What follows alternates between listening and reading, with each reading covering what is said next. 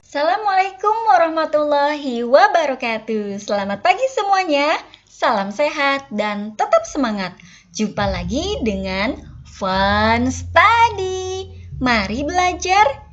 Hari ini kita akan belajar tematik kelas 1, tema 8, subtema 4. Pembelajaran ke-1 dan ke-2, bencana alam.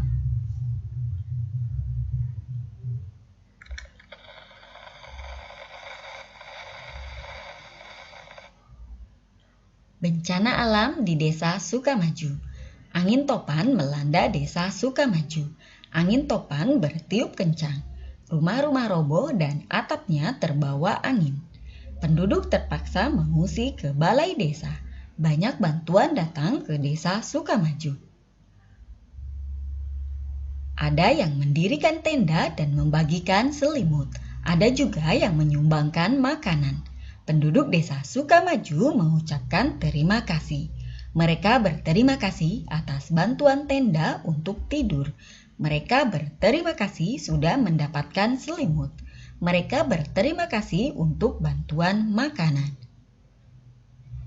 Nah, anak-anakku, tadi Siti baru saja mendengarkan radio, yaitu tentang bencana alam yang terjadi di Desa Sukamaju.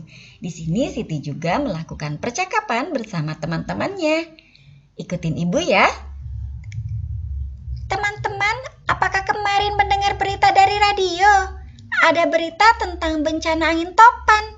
Bencana ini menimpa Desa Sukamaju. Saya belum mendengar berita itu, Siti. Terima kasih sudah menceritakannya kepada kami.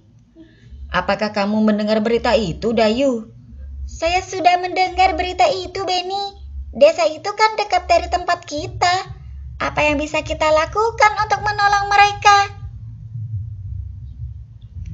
Saya akan mengajak keluarga di rumah. Kami akan memberikan bantuan. Kami mau memberikan makanan. Tepat sekali, Beni. Makanan memang sangat dibutuhkan penduduk Desa Sukamaju. Idemu bagus, Beni. Ayo kita mengajak keluarga. Nanti kita bercerita ya tentang bantuan kita masing-masing. Terima kasih teman-teman sudah mau membantu korban bencana alam. Nah, inilah beberapa bantuan yang diberikan oleh Siti dan juga teman-temannya. Nah, anak-anakku, apabila ada daerah di sekitar tempat tinggal kalian terjadi bencana alam seperti banjir, tanah longsor, angin topan, gempa bumi, kalian bisa memberikan bantuan ya. Misalnya dengan memberikan makanan, pakaian layak pakai, selimut, obat-obatan, atau yang lain sebagainya. Nah, itu semua sangat berharga loh bagi mereka. Mereka akan sangat berterima kasih karena kalian sudah mau peduli dengan apa yang terjadi pada mereka. Oke, selanjutnya kita akan membuat kalimat terima kasih dari kata-kata berikut ini. Tuliskan pada garis yang sudah tersedia. Lihatlah di sini ada 5 kata yang tersedia. Yang pertama yaitu makanan. Yang kedua, buku. Yang ketiga, baju. Keempat, selimut. Dan yang kelima, obat. Ibu akan memberikan contoh menuliskan kalimat terima kasih ya. Misalnya pada kata makanan. Ibu akan memberikan contoh seperti ini.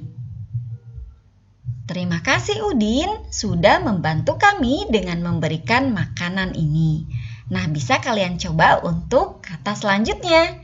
Pada kata buku, baju, selimut, dan juga obat. Silahkan kalian bisa dibantu oleh ayah, ibu, dan juga kakak di rumah ya. Oke, selanjutnya kita akan mengamati cara membuat kreasi dari tanah liat. Pernah coba? Tentunya pernah dong ya. Kita pernah membahasnya untuk membuat kreasi dari tanah liat. Sekarang kita ulangi kembali. Apa aja sih yang perlu disiapkan? Yang pertama, kita perlu menyiapkan koran, kemudian plastik atau papan kayu di atas koran ya, itu sebagai alas. Kemudian air, supaya apa? Ya, untuk membasahi tangan. Kemudian tentunya tanah liatnya dong ya. Nah, caranya yang pertama itu siapkan koran sebagai alas. Kemudian letakkan plastik atau papan kayu di atas koran. Maksudnya supaya pada permukaan yang rata, kemudian juga tanahnya tidak akan nempel-nempel ya. Yang kedua, kita harus membasahi tangan dulu dengan air. Kemudian ambil segenggam tanah liat. Tekan-tekan supaya tanah liatnya itu benar-benar lembut ya. Nah, akhirnya kita bisa membuat bentuk sesuai dengan apa yang kita inginkan. Setelah selesai, kita bisa menjemurnya di atas terik matahari ya, di bawah sinar terik matahari. Lanjut ke pembelajaran yang kedua. Kalian bisa lihat di sana ada Udin bersama teman-temannya. Mereka sedang berenang ya di kolam renang, tapi mereka berdiri. Apa aja sih yang mereka lakukan? Yuk kita baca bersama dulu ya. Aktivitas air. Udin dan teman-teman berada di kolam renang. Mereka sedang melakukan aktivitas air. Mereka berdiri dua-dua berjajar ke samping. Mereka berdiri sambil berpegangan tangan. Teman yang berdiri di sisi kolam renang memegang pinggir kolam. Lalu mereka berjalan di dalam air mengelilingi kolam, menjaga keselamatan saat di dalam kolam. Nah anakku, ketika kalian melakukan aktivitas air, seharusnya kalian bisa diawasi oleh guru ataupun orang tua ya, jangan bersama teman-teman saja. Karena khawatirnya apabila kalian tidak bisa menjaga keseimbangan, kalian bisa jatuh ya dan tenggelam ya. Oleh sebab itu, kalian harus benar-benar didampingi oleh guru dan juga orang tua. Nah, di sini dicontohkan bahwa Udin dan juga teman-temannya melakukan aktivitas air.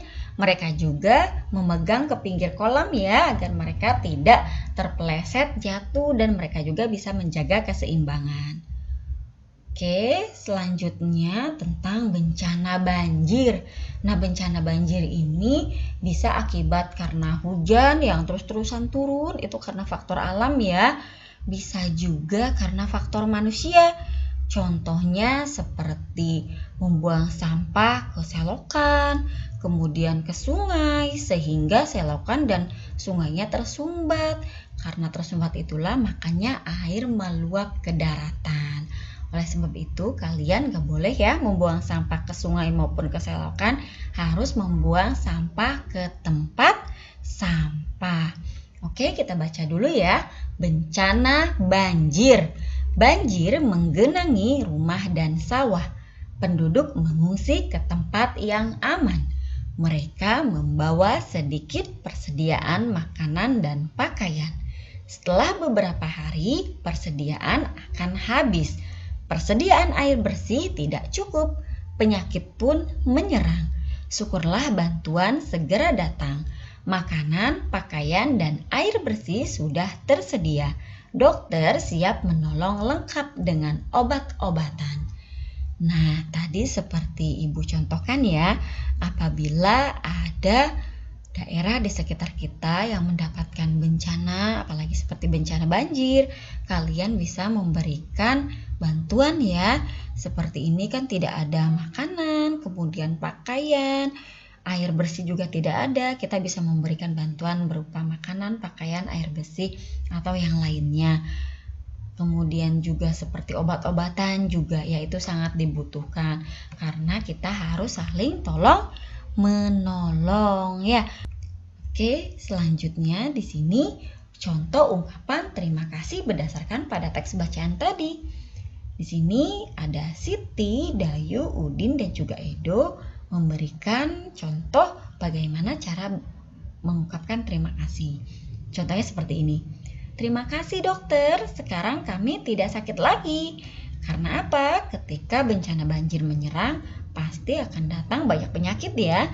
Tetapi setelah ditolong oleh dokter, maka alhamdulillah yang tadinya banyak yang terserang penyakit, mereka semua bisa sembuh. Atau seperti ini, terima kasih sudah menyediakan makanan untuk kami. Nah, anak-anakku, ini adalah contoh ungkapan terima kasih berdasarkan pada teks bacaan ya. Kalian juga bisa belajar membuat ungkapan terima kasih berdasarkan pada teks bacaan. Nah, semoga pembelajaran hari ini bisa kalian pahami.